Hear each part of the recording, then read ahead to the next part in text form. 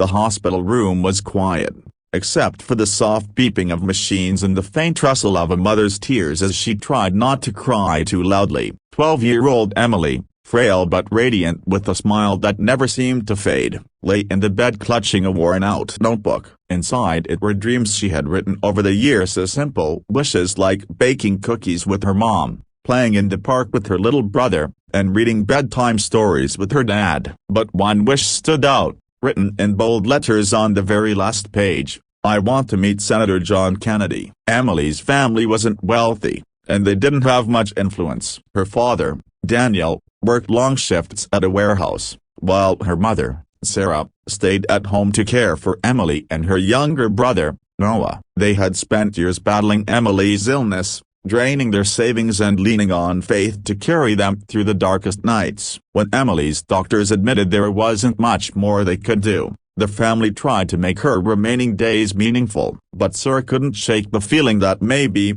just maybe, her daughter's last dream could come true. She wrote letters, made calls, and prayed for a miracle. For weeks, there was silence. But one afternoon, while Emily was sketching butterflies in her notebook, the phone rang. Sarah picked it up, and her breath caught. It was a staff member from John Kennedy's office. They had received her letter, and the senator himself had read it. He wanted to meet Emily. The day of the visit arrived, and Emily's room was transformed. Nurses had brought in balloons, and her classmates sent hand-drawn cards that decorated the walls. Emily, wearing her favorite pink scarf, sat up in bed with wide, sparkling eyes. When the door opened, and Senator John Kennedy walked in, the room seemed to light up. He didn't arrive with cameras or a press team, just a warm smile, a bouquet of flowers, and a genuine heart. Emily couldn't believe it. "You're really here," she whispered, her voice weak but filled with joy.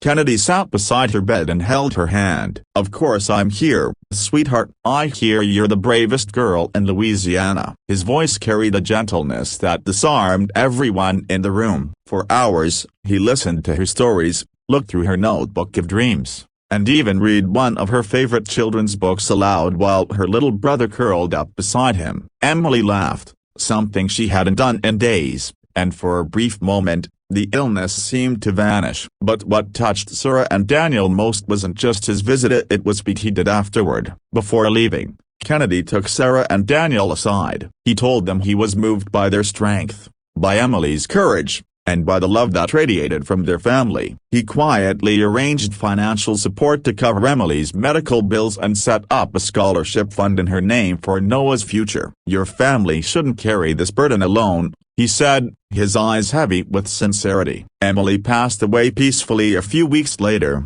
holding her notebook close to her heart. Her last wish had come true, and in her final days, she felt seen, loved, and celebrated. At her funeral, John Kennedy quietly sat in the back pew, not as a senator, but as a man honoring a little girl who had touched his life in a way politics never could. Months later, Sarah received a letter from Kennedy. Inside was a copy of Emily's notebook. He had asked for a photocopy before leaving the hospital. "Emily's dreams will not be forgotten," the note read. True to his word, the scholarship fund began helping other children, carrying Emily's spirit forward. Daniel, once a man beaten down by hardship, found strength in the legacy his daughter had left behind. Sarah began volunteering at children's hospitals, comforting parents walking the same painful path, and little Noah, inspired by the kindness he witnessed, often said he wanted to grow up to be like the man who had made his sister smile. In the end, Emily's last wish didn't just give her a moment of joy, it gave her family hope, healing, and a reason to keep moving forward. John Kennedy's simple act of compassion reminded the world that true greatness isn't measured in power or fame, but in the lives we touch when it matters most. It was more than a meeting. It was a miracle of love, kindness, and legacy, a proof that even the smallest voice can leave the loudest echo in the hearts of others.